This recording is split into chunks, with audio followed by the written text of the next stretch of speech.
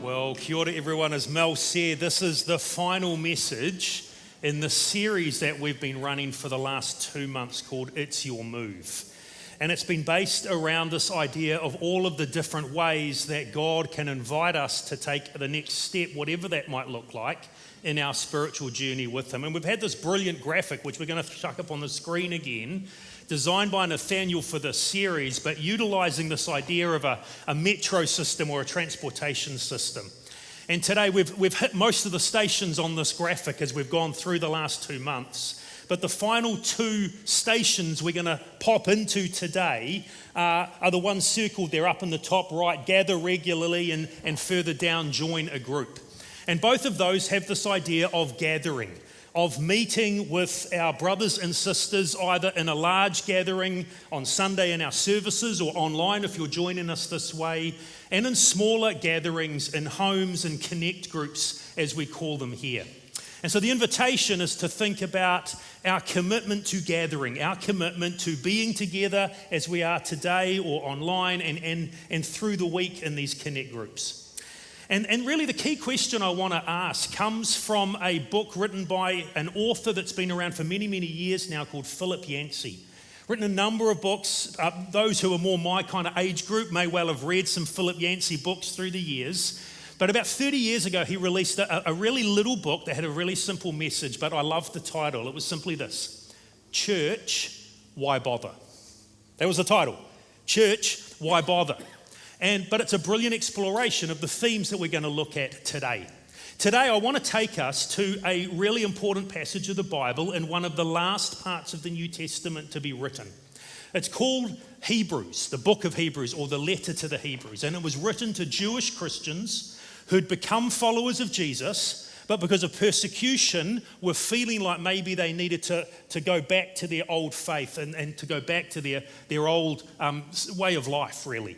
And the writer to the Hebrews, the writer of this letter, who we don't know who it is, anonymous, he's trying to explain to them using some really deep teaching through the Old Testament that all of the Old Testament systems and worship and sacrifices, they were all pointing to Jesus. And so basically what he's trying to help them understand, the theme of the letter to the Hebrews is, hey, Jesus is way better. Jesus is way better than all of that we've left behind. So stay walking with Jesus. Stay committed to Jesus. That's the whole theme. And there's quite a strong argument going all the way through the letter. And then we come to a pivotal paragraph where he's about to finish the theology and move into the so what towards the end. And it's in Hebrews chapter 10. I want to read the paragraph and then I want to kind of walk through it together. Here's what he writes. Therefore, brothers and sisters, since we have confidence to enter the most holy place by the blood of Jesus, by a new and living way opened for us through the curtain that is his body, and since we have a great high priest over the house of God, let us draw near to God with a sincere heart and with a full assurance that faith brings, having our hearts sprinkled to cleanse us from a guilty conscience and having our bodies washed with pure water. Let us hold unswervingly to the hope that we profess, for he who promised is faithful. And let us consider how we may spur one another on to love and good deeds, not giving up meeting together as some are in the habit of doing, but encouraging one another, and all the more as you see this day approaching. Now the writer, as he writes this paragraph, it's almost a hinge in the letter, really helps us by using some repetition. So in the opening verses, the writer will repeat the word since. You notice that? Up in verse 19, since we have confidence. Verse 21, since we have a great high priest. And what the writer's doing is trying to summarize everything that they've already written in the letter. The first 9 or 10 chapters kind of is all being summarized. Since Jesus has done all this is basically the argument. Because of what Jesus has done, he's then going to call us to some actions.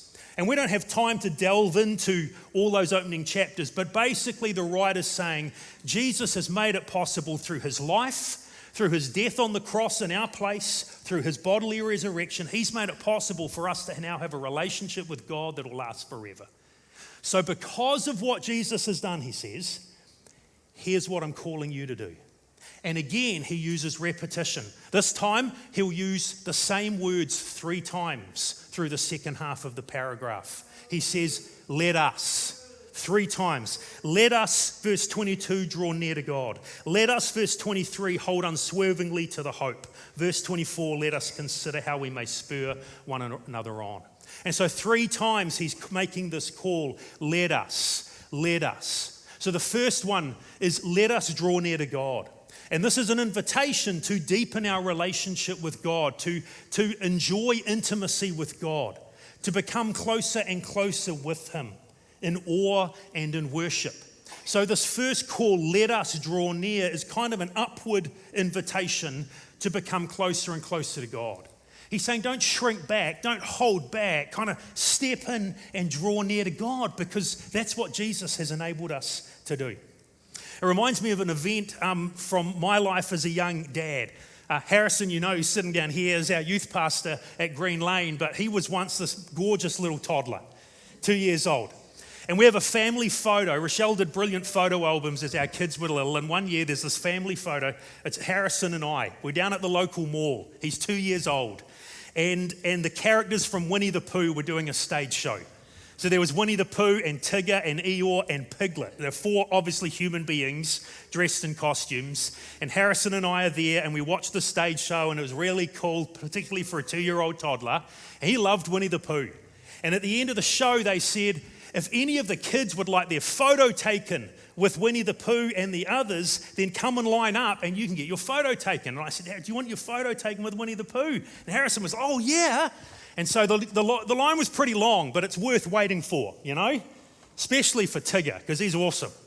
So we're at the back of the line and we're slowly moving forward. And as we get closer and closer to the stage, Harrison gets more and more quiet. And we get nearer and nearer the stage, and then suddenly he says, Daddy, I don't want to see Winnie the Pooh anymore. Because the closer we got to the stage, the bigger he realized these guys are. And when you're only 2 years old, you're not very big, and these guys look stinking big. And the closer we get to the stage, the more he's going, I don't want to meet them, Daddy. I don't want to meet them. And the photograph in our photo album is me on the stage. And we've got Winnie the Pooh and Tigger and Eeyore and Piglet. And I'm grinning like anything to the person in the photo. And Harrison, I'm holding Harrison at this point because he's going to do a runner and he's bawling his eyes out. It's one of my favorite memories as a dad. But here's the thing, and here's the reason I tell that. In theory, this little toddler loved the idea of meeting Winnie the Pooh. But the closer he got to Winnie the Pooh, the bigger Winnie the Pooh became in his eyes and the more scared he was. And for many of us, friends, that's exactly what it's like with God. God is an awesome God. God is much bigger than we realize. God is far holier than we really understand. And so often, friends, we love the idea in theory of drawing near to God, but the closer we get to God, the bigger he becomes in our eyes, and often the more scared we are. And the writer to the Hebrews is saying, I know he's scary. I know he's awesome. I know he's more magnificently holy than we've ever understood, but because of what Jesus has done, we can draw near to him. So let's do that. Let's enjoy the intimacy we have where we can come to the creator of all that is and call him Abba, Father, Daddy. Let's draw near, the writer says. And then secondly, in addition to drawing near, he says, let's hold tight. Let's hold tight to the hope we profess. And whenever I even say those words, I don't know if you notice, I instinctively do this with my arms. Let's hold tight. And I love watching rugby league and rugby union and stuff. And I love it when a player's holding the rugby ball and they're about to be tackled and they know they're about to get hit. They almost hold the ball in more closely because they know they're going to take a tackle. They know they're going to hit the ground and they don't want to lose the ball in the tackle, so that they grip on. And that's the sense here. Hey, hold tight to the hope we profess. What is this hope? The hope is the promises that God has given us in his word of everything that he's promised for the future that's going to come true. Our problem is that the word hope in normal everyday language is utterly different to what the Bible means. Think about how we use that word. I hope I pass the exam at uni next week. I hope she gets her driver's license. I hope I get that job. I hope the Warriors win this year. That's why I'm wearing my Warriors shirt. But when we use the word hope in ordinary conversation, what we're meaning is we desire this, we dream for this, we hope for this, and there's absolutely no certainty. Particularly if you're a Warriors fan, there is absolutely no certainty. Friends, when the Bible uses the word hope, it means the complete opposite. It means what God has promised, there is complete certainty that He is going to do. And so we need to undo our thinking of how we normally use the word hope. When we read it in the Bible, the writer says, let's hold unswervingly to the hope we profess.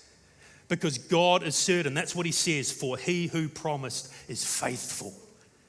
So the writer says, because of everything Jesus has done, let's draw near to God. And let's hold tight to this hope that we've got. That's absolutely guaranteed. And then thirdly, let's spur each other on. Let's put the mirror down where so often we're focused on what's happening in my life and what's coming this week and all the worries that consume me. And let's stop thinking about just ourselves and let's instead think about each other. Let's think about other people in our lives. Let's be praying for each other, encouraging each other, challenging each other, helping each other. And that's the call of this passage. In light of everything Jesus has done, let's draw near and let's hold tight. And let's spur on, upward, inward, and outward. And then at the end of that, to wrap that, he says these amazing words in verse 25, the last verse of this paragraph. Not giving up meeting together, as some are in the habit of doing, but encouraging one another, and all the more as you see the day approaching. Notice there's both a negative and a positive command in this wrap-up verse. Let's not stop meeting together negatively. Instead, positively, let's meet and encourage each other. Now, most scholars, as they talk about this passage, they link this verse 25 back to verse 24 because you can't spur each other on if we're not seeing each other, can we? And so they link that and say this verse goes with verse 24, that third let us command. But I want to suggest a slightly different way to read it today. I actually think verse 25 goes with all three let us commands. I think what the writer is saying is we need to gather, we need to meet and encourage each other to do all three of these things. We need each other to help each other draw near to God. We need each other to help encourage us to hold tight to our hope. We need each other to be spurring and encouraging each other on. And that's the reason I think that is because the wording that the writers used, let us draw near, hold tight, spur on. So the invitation is to make sure that we are genuinely in community and in relationship and gathering with each other. It was an old Christian mystic about 500 years ago called, what his name? I can't remember. I've just had a mind blank. St. John of the Cross, that's him. St. John of the Cross was the first person that I know of to use a very well-known analogy of a coal. That when a lump of coal is in with a whole bunch of other coals and it's on fire, there is an intensity of heat that is shared among the pieces of coal. But it was St. John of the Cross who said, you take some tongs and you take one piece of coal out and you put it to the side. That piece of coal is going to grow cold over time. 500 years that analogy's been around. So many people have used it, but it's bang on.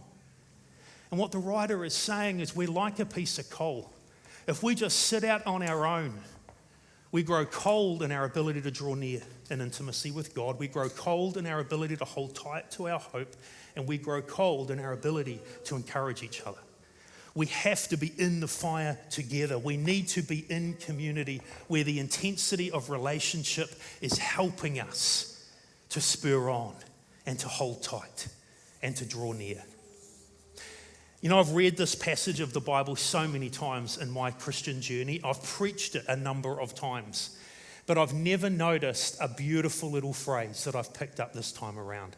In the middle of verse 25, in the middle of the negative and the positive command, there's a fascinating little phrase. Here's what the writer says.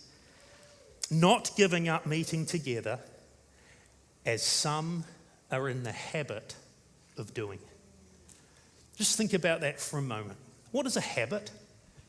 A habit is a regular routine of life, isn't it? A habit is an ingrained pattern of behavior that we just do naturally because that's become normal for us so that we don't even have to think about it.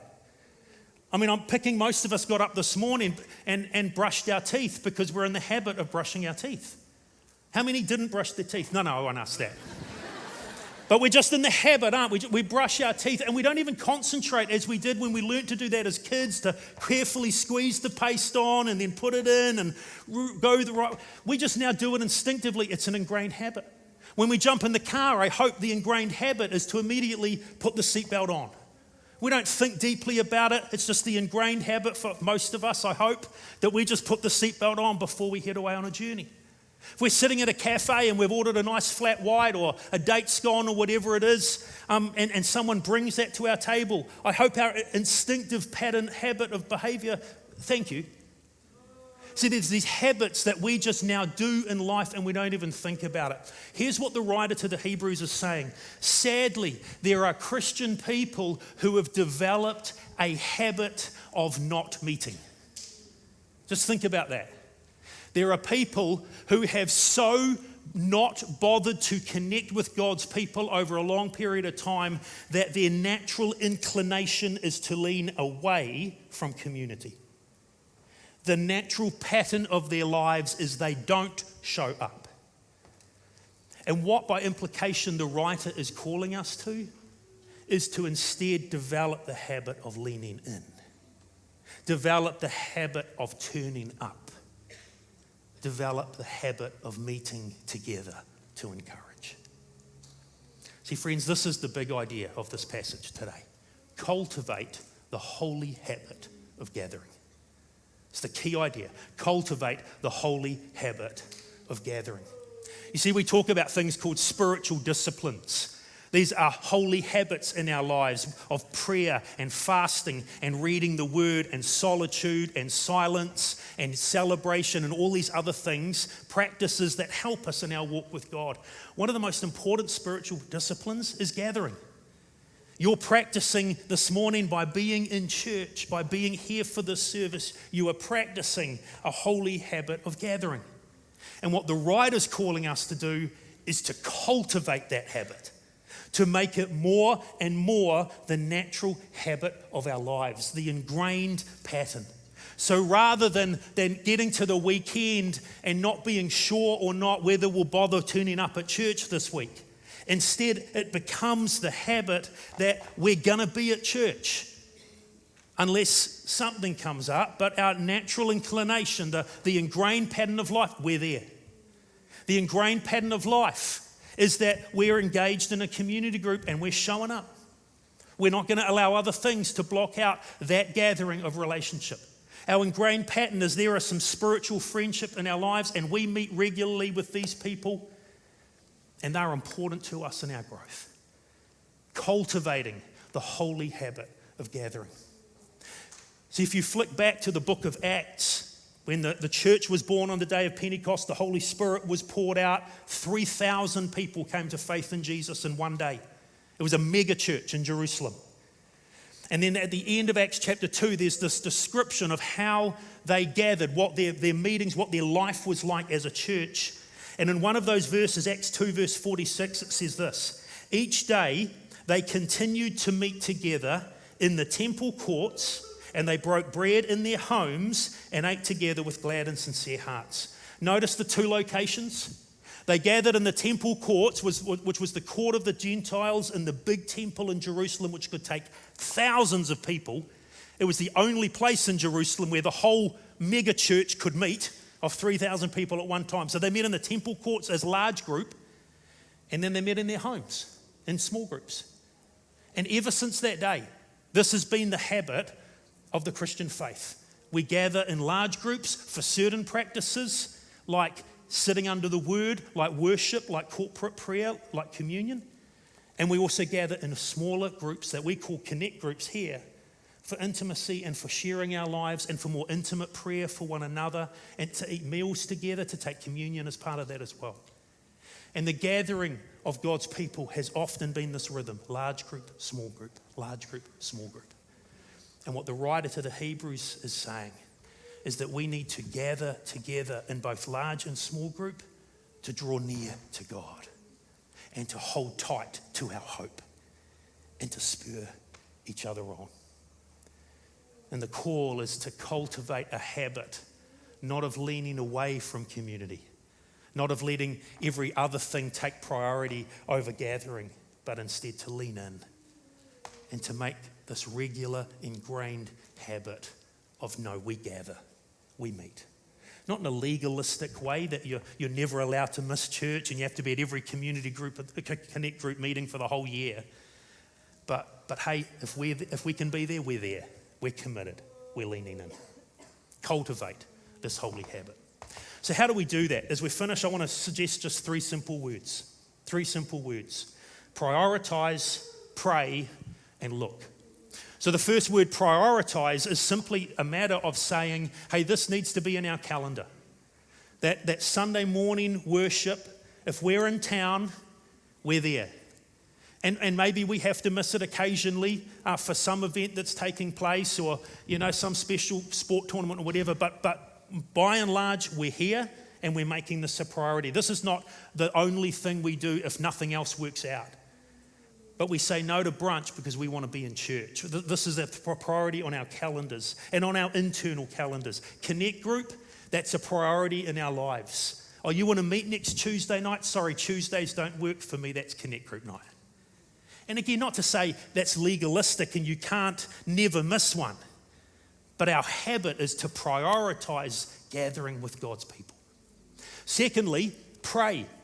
I picked up a really cool little book by an Australian pastor a couple of years ago called How to Walk into Church. And he had this brilliant idea.